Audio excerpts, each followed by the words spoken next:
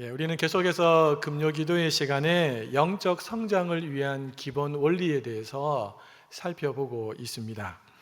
잠깐 복습하고 오늘은 4단계에 대해서 한번 나누어 보도록 하겠습니다. 영적 성장을 위한 기본 원리. 첫째는 뭡니까?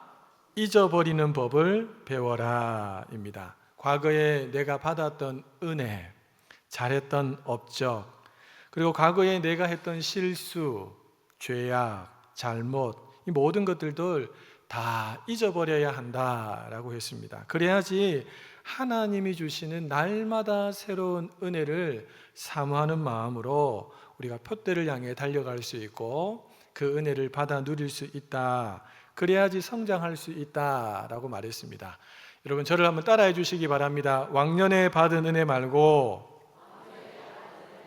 오늘 받은 은혜로 삽시다. 옆에 계신 분들에게 한번 말씀해 주시기 바랍니다. 왕년에 받은 은혜 말고 오늘 받은 은혜로 삽시다. 영적 성장을 위한 기본 원리 두 번째는 용서하는 법을 배워라 입니다. 성경이 말하는 용서는 하나님께서 그리스도를 통해서 나를 용서해 주신 것을 깊이 묵상할 때 가능한 용서다라고 했습니다. 그래서 나에게 잘못한 그 사람을 자꾸 묵상하면 절대로 용서할 수 없다고 했습니다. 왜냐하면 절대 그 사람을 계속 묵상하면 그 사람이 한 잘못이 더 크게 느껴지기 때문에 용서는 불가능하게 됩니다. 그렇게 되면 용서하지 못하고 살아가는 그 사람의 마음에는 뭘 담아두고 산다 그랬습니까? 뜨거운 돌덩어리를 가슴에 품고 살아가는 거기 때문에 속이 시커멓게 다 타들게 되고 무기력하게 된다라고 말씀을 드렸습니다. 자, 저를 한 번 더 따라해 주시기 바랍니다. 절대 용서 못해가 아니라 언젠가는 용서하겠다는 마음으로 삽시다. 자, 옆에 계신 분들에게 말씀해 주시기 바랍니다. 절대 용서 못해가 아니라 언젠가는 용서하겠다는 마음으로 삽시다. 용서의 가능성을 열어두라는 것입니다. 당장 용서하지 않으셔도 됩니다. 근데 가능성을 열어두는 것이 중요하다 말씀을 드렸고요. 셋째는 기도하는 법을 배워라 입니다. 응답받는 기도가 되기 위해서 우리가 기도하기 전에 먼저 해야 할 것이 있다라고 했습니다. 그것은 우리가 예수님 안에 거하고, 그리고요 예수님의 무엇이? 말씀이 우리 안에 거하는 것입니다. 그러니까 무작정 생각나는 대로 막 기도를 쏟아내지 말고, 이런 그럴 때도 한두 번 있겠죠. 그러지 말고 내가 기도하고자 하는 그 기도 제목과 성경의 말씀 중에 맞는 말씀을 찾아내고 그 흔들리지 않는 말씀의 기반 위에서 기도할 때 그 기도가 힘이 있고 그 기도가 능력이 있는 기도, 응답받는 기도다라고 말씀을 드렸습니다. 자, 한번 저를 따라해 주시기 바랍니다. 내 생각대로 기도하지 말고 말씀 붙들고 기도합시다. 자, 옆에 계신 분들에게 한번 더 말해 주시기 바랍니다. 내 생각대로 기도하지 말고 말씀 붙들고 기도합시다. 이게 영적인 원리 세 번째까지 우리가 함께 나눈 부분입니다. 자, 오늘은 넷째, 믿는 것을 배워라. 믿는 것을 배워라. 여러분, 믿는 것을 배우는 것은 셋째, 기도하는 법을 배우는 것과 아주 깊이 있게 연결이 되어져 있습니다. 오늘 본문이 그것을 너무나도 잘 보여주고 있는데요. 우리 본문 말씀을 다시 한번 더 읽어보도록 하겠습니다. 그러므로 내가 너희에게 말하노니 무엇이든지 기도하고 구하는 것은 받은 줄로 믿으라. 그리하면 너희에게 그대로 되리라. 할렐루야.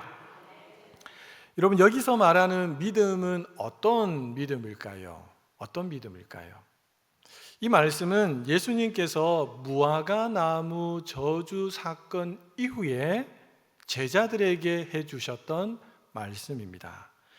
예수님은 열매 없는 무화과 나무를 저주하셨지요. 그리고 제자들은 예수님께서 저주하신 대로 무화과 나무가 마른 것을 보고 깜짝 놀랐습니다. 그 전날까지만 해도 잎이 무성해서 정말 보기 좋았는데 그 다음 날 되니까 그 나무가 바짝 말라 있는 것입니다.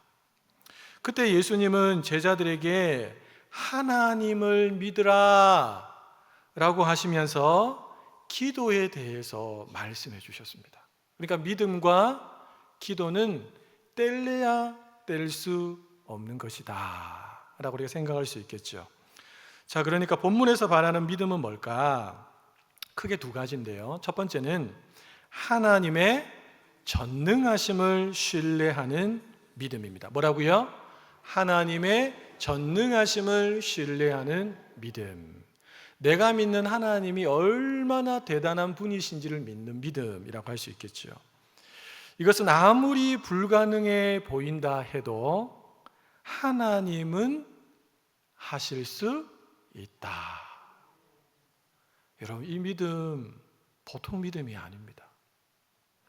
예수님은 이것을 설명하기 위해서 바로 앞구절인 23절에서 이런 이야기를 들려주셨습니다. 한번 천천히 같이 한번 읽어보겠습니다. 내가 진실로 너희에게 이르노니 누구든지 이 산들어 들리어 바다에 던져지라 하며 그 말하는 것이 이루어질 줄 믿고 마음에 의심하지 아니하면 그대로 되리라. 우리는 이 말씀이 너무 익숙해요. 그래서 별로 놀라지 않습니다. 산들어, 산을 향해서 바다에 던져지라 하면 그대로 믿으면 그대로 이루어진다 라는 말씀이죠. 정말 놀라운 말씀 아닙니까?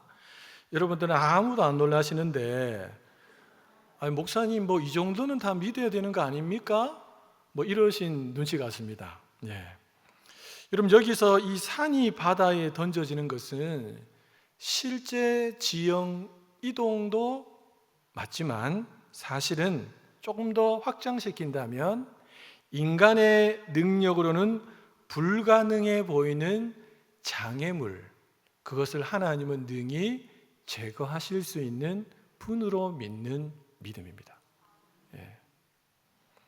즉 하나님께 기도하면 인간적으로 불가능해 보이는 장애물이 제거된다 라고 믿는 겁니다. 그런데 대부분의 사람들이 이 정도의 믿음을 가지고 기도를 잘 못해요. 되겠나? 1시간 동안 하나님 해주실 줄 믿습니다 라고 했는데 기도 다 끝나고 탁 일어나는 순간 되겠나? 그러니까 여러분, 우리가 기도할 때 어떤 믿음을 가져야 된다는 겁니까? 하나님은 전능하셔서 불가능함이 없다라고 믿는 믿음입니다. 하나님은 우리의 믿음을 이 믿음의 수준으로 끌어올리기를 원하십니다. 본문에서 말하는 또 하나의 믿음은 뭐냐 하면 같이 한번 읽어볼까요? 하나님의 약속은 반드시 이루어진다는 믿음. 예수님은 받은 줄로 믿으라 라고 하셨습니다. 이 말은 내가 강하게 믿으면 이루어진다 라고 하는 것이 아닙니다. 하나님이 약속하셨기 때문에 이루어진다 라는 것입니다. 즉 믿음의 근거는 내 확신 정도가 아닙니다, 여러분. 내 확신 정도가 아니고 믿음의 근거는 하나님의 말씀. 이런 차원에서 보면 이 영적 성장의 기본 원리, 셋째, 기도하는 법을 배워라, 이것과 상당히 밀접한 관계에 있다는 것을 우리가 너무나도 쉽게 짐작할 수가 있습니다. 사랑하는 성도 여러분, 우리는 믿음에 있어서 계속해서 배워가야 합니다. 하나님은 전능하셔서 불가능한 일이 없다. 하나님은 약속하신 것은 반드시 이루신다. 이걸 계속해서 배워가야 합니다. 계속해서. 많은 사람들은 이루어질 때, 보게 될 때, 그때 내가 믿겠다 이렇게 말합니다. 제가 군대에서 이제 차를 타고 바깥에 뭔가를 사러 갈 때가 있었습니다. 선임들하고. 선임들이 그때 이제 그 비가 조금 왔었거든요. 비가 막 이렇게 내리고 있었습니다. 제가 예수 믿는 걸 아니까 선임이 이렇게 말하는 거예요. 야, 네가 믿는 하나님께 기도하면 비가 멈춰? 제가 뭐라고 했을까요? 비가 멈출 수도 있고 안 멈출 수도 있습니다. 그게 무슨 말이야? 저도 기도하지만 반대쪽에서 기도하는 사람도 있습니다. 그래서 그럼 한번 기도해봐 이렇게 하시는 거예요. 그래서 차를 타고 가면서 하나님 비가 멈추게 해주십시오 라고 기도했어요. 차를 타고 한 중간 지점 가는데 비가 멈췄어요. 예, 할렐루야. 예, 물론 다시 왔습니다. 여러분 그걸 보고 선임들이 하나님을 믿었을까요? 아무도 안 믿었습니다. 아무도 안 믿었습니다. 이루어지면 믿겠다라고 하는 것도 어떻게 보면 여러분 믿음 중에 하나입니다. 무시할 수 없는 믿음입니다. 여러분 이 믿음은 우리가 너무나 잘 아는 도마의 믿음이죠. 도마. 우리 요한복음 20장에 있는 말씀을 같이 한번 읽어볼까요? 시작. 다른 제자들이 그에게 이르되 우리가 주를 보았노라 하니 도마가 이르되 내가 그의 손에 못자국을 보며 내 손가락을 그 못자국에 넣으며 내 손을 그 옆구리에 넣어보지 않고는 믿지 아니하겠노라 하니라. 그러니까 이 도마는 예수님이 오셨을 때, 부활하신 예수님이 오셨을 때 그 자리에 없었던 거예요. 다른 제자들은 다 예수님을 보고 예수님을 만나고 교제하면서 예수님이 진짜 부활하셨구나라는 사실을 믿을 수밖에 없는 거죠. 그렇죠? 근데 도마는 그 자리에 없었어요. 그러니까 아무리 이야기해도 믿을 수가 없는 거죠. 실제로 보면 내가 믿겠다 이런 거죠. 감사한 것은 우리 예수님께서 여들에 지나서 다시 제자들이 모여있는 그곳으로 오셨다는 것입니다. 그리고 누구에게 찾아가셨을까요? 도마에게 찾아가셨습니다. 우리 27절 말씀도 같이 한번 읽어볼까요? 도마에게 이르시되 내 손가락을 이리 내밀어 내 손을 보고 내 손을 내밀어 내 옆구리에 넣어보라. 그리하여 믿음 없는 자가 되지 말고 믿는 자가 되라. 믿음 없는 자가 되지 말고 믿는 자가 되라 라고 하면서 예수님께서 친히 부활하신 몸을 보여주신 것입니다. 사랑하는 여러분, 어느 나라나 처음에 기독교가 전파되면 깜짝깜짝 놀랄 만한 이적들이 많이 일어납니다. 기도했는데 그 자리에서 곧바로 병든 자가 낫고 귀신이 떠나가고 이런 놀라운 기적의 역사들이 많이들 일어납니다. 왜 그럴까요?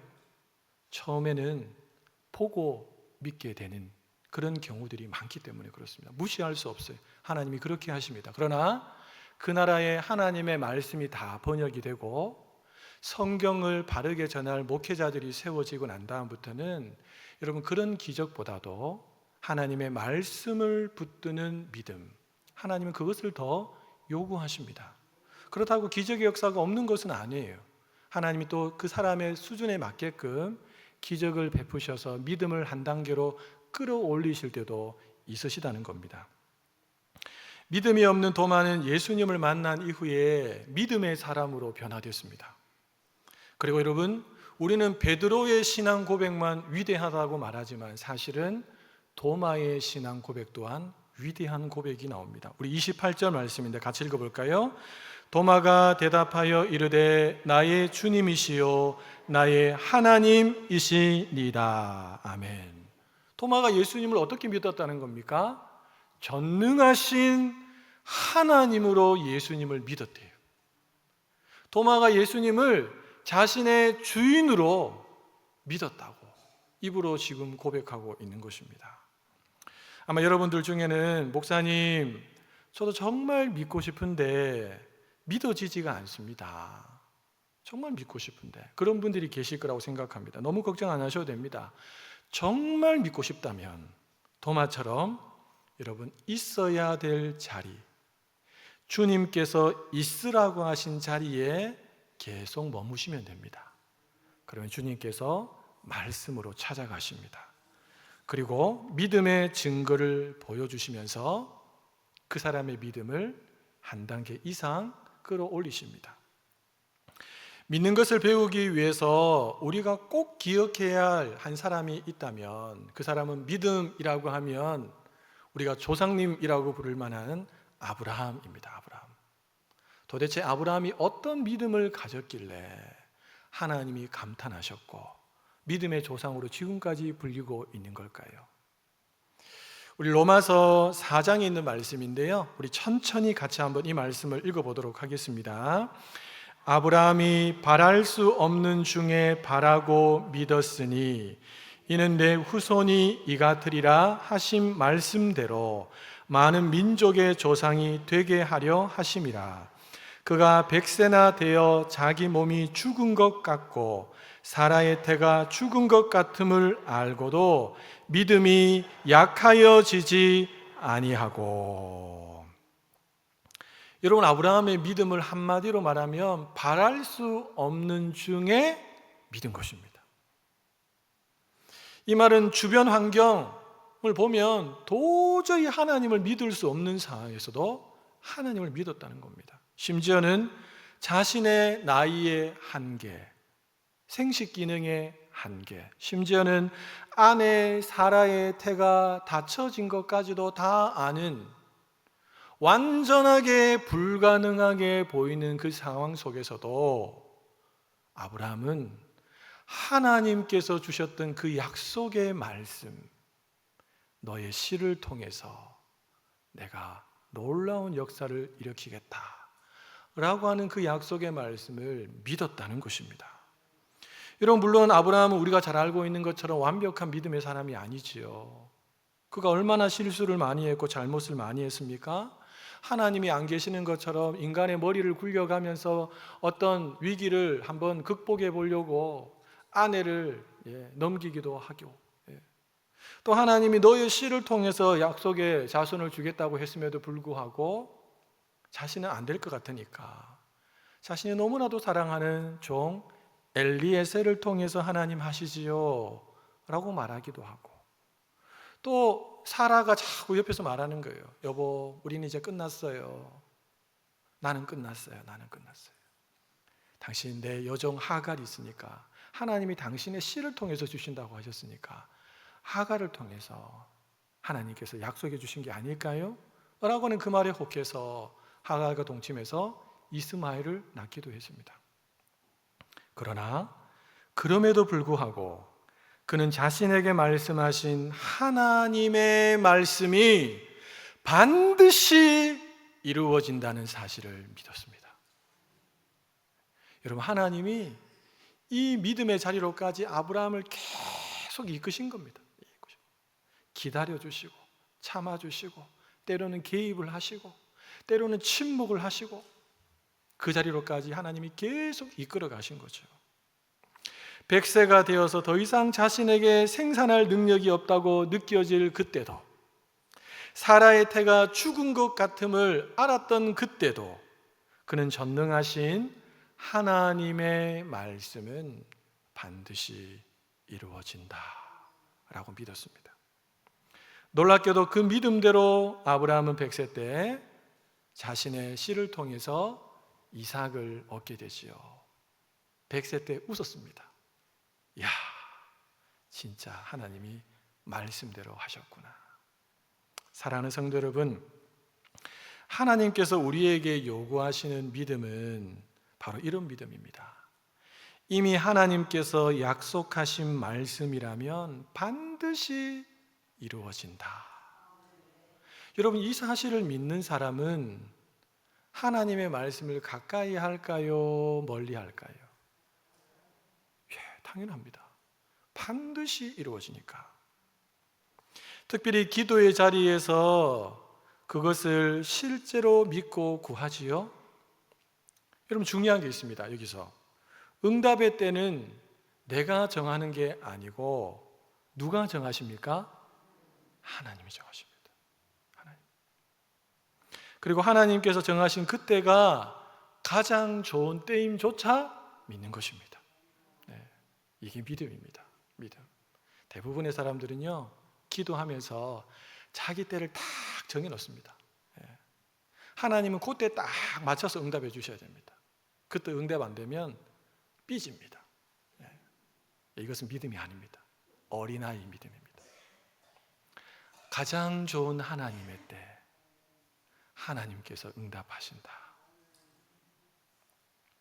안타까운 것은 거듭났습니다. 성령 충만을 경험하기도 했습니다. 헌신적으로 봉사도 합니다. 놀라운 믿음을 가진 사람처럼 보입니다. 그럼에도 불구하고 성경적인 믿음으로 움직이지 못하는 경우를 볼 때가 종종 있습니다. 무슨 말이냐면 하나님의 말씀의 약속을 믿는 믿음으로 행하지 않고 내 지식, 내 경험, 더 나은 사람의 지식, 도움을 더 크게 바라는 것입니다. 왜냐하면 하나님은요, 어린아이일 때는 뚝딱 주시거든요. 대부분 뚝딱 주세요. 그런데 성숙하면 성숙할수록 뚝딱 안 주십니다. 줄 듯 말 듯 하시다가 간절하게 만들어 놓으시고 난 다음에 하나님을 주실 때가 더 많으세요. 오늘 이 밤에 나오신 분들은 우리 대한교회에서 믿음의 크기로 볼 때 그래도 상위 30% 안에 드시는 분들이라고 생각합니다. 그러니까 이 밤에 영화 보러 안 가고 놀러 안 가고 기도하러 나오지 않으셨겠습니까? 자, 그런데 여러분, 제가 여러분들에게 성경에 기록된 말씀을 근거로 해서 하나하나 말할 텐데 잘 한번 들어보시고, 내가 진짜 믿는다고 생각하시면, 여기서 진짜 믿는다는 것은 지적인 동의뿐만 아니라 내 삶의 현장에서도 그렇게 내가 믿고 살아간다는 것을 의미합니다. 이게 분리된 게 아니고 하나입니다. 하나인데 그게 되면 아멘이라고 큰 소리로 안 하셔도 되고 아멘이라고 말씀하시면 됩니다. 제가 총 7가지를 말씀드릴 텐데, 자, 나는 하나님이 나와 함께 하심을 믿는다. 진짜 믿으십니까? 아니, 교회 안에서만 말고 집에서도, 직장에서도, 춤추러 가서도. 자, 2번째, 하나님은 결코 나를 떠나지 않음을 믿는다. 하나님께서 내 길을 인도하심을 믿는다. 하나님께서 내 기도를 들어주심을 믿는다. 혹시 아멘 안 하면 좀 이상하게 보일 것 같아서 뭐 하니까 같이 따라가시는 분들 계시는 거 아니죠? 5번째, 하나님께서 나의 필요한 것을 채워주심을 믿는다. 하나님께서 나를 보호하심을 믿는다. 하나님께서 끝까지 나를 붙들어 주심을 믿는다. 이 7가지 다 믿으십니까? 우와, 이거 굉장한 믿음인데, 와, 이거 성경 전체에서 말하는 믿음입니다, 여러분. 엄청난 믿음입니다, 이거. 하나님이 나와 함께 하심을 믿는 사람이, 여러분, 거짓말을 밥 먹듯이 할 수 있을까요?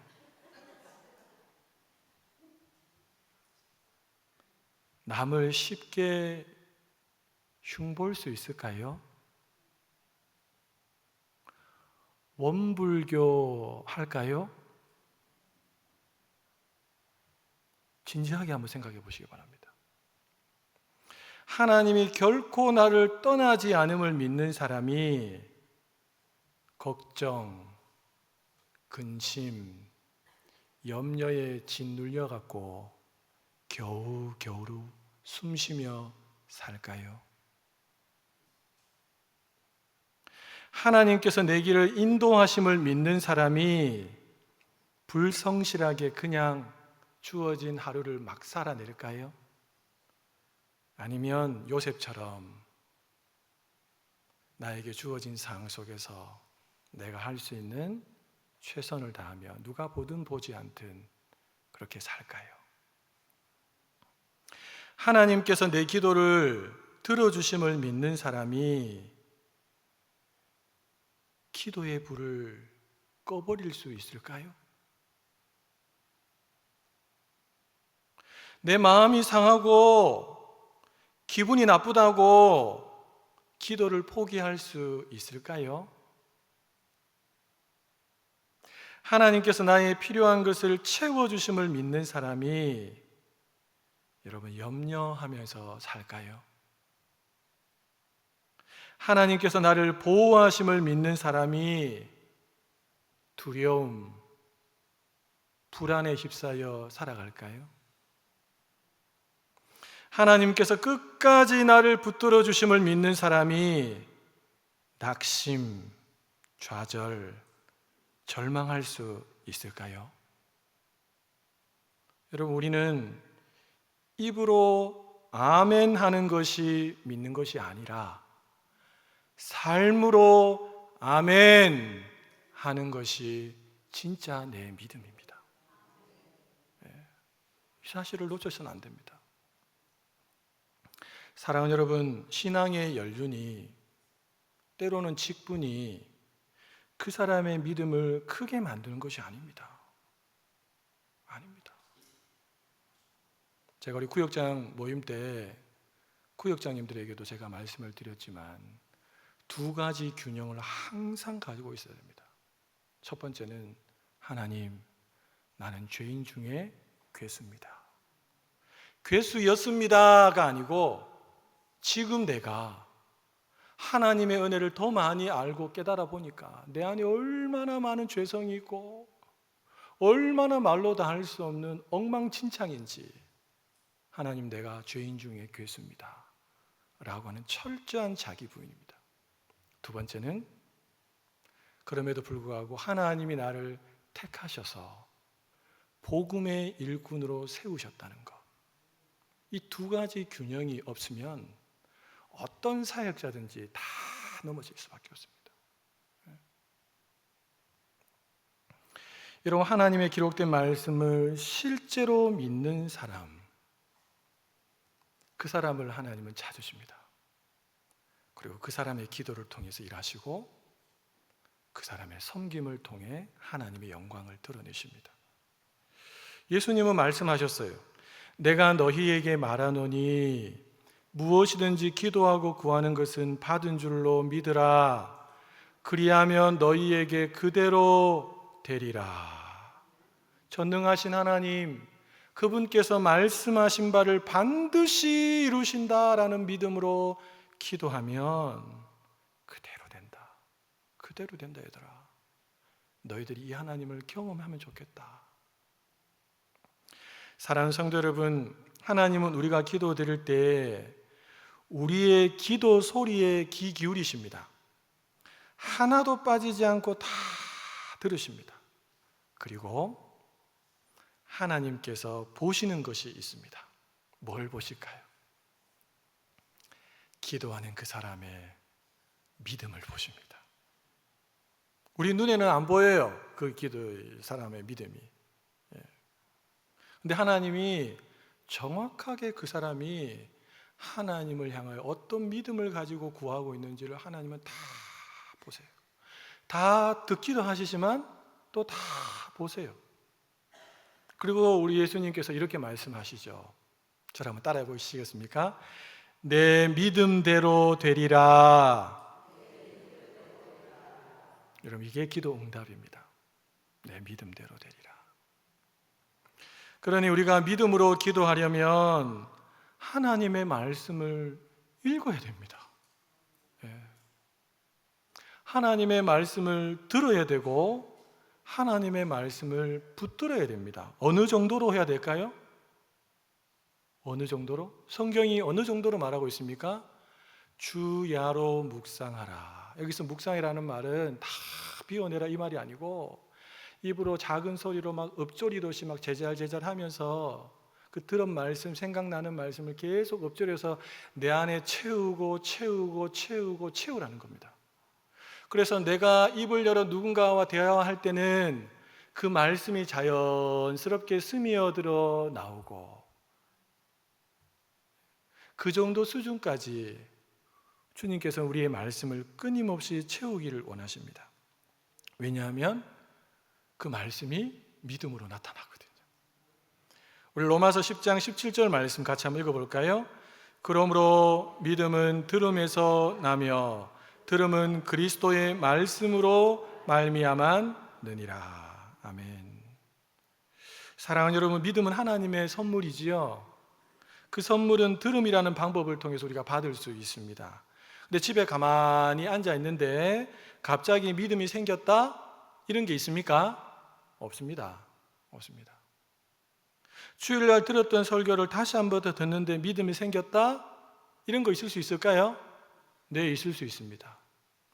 내가 아침에 일어나서 하루에 한 장씩 잠언을 읽는데 잠언 말씀을 쭉 읽고 가만히 생각하고 묵상하고 기도하는데 내 믿음이 생겼다? 이런 거 있을 수 있습니까? 네, 있을 수 있습니다.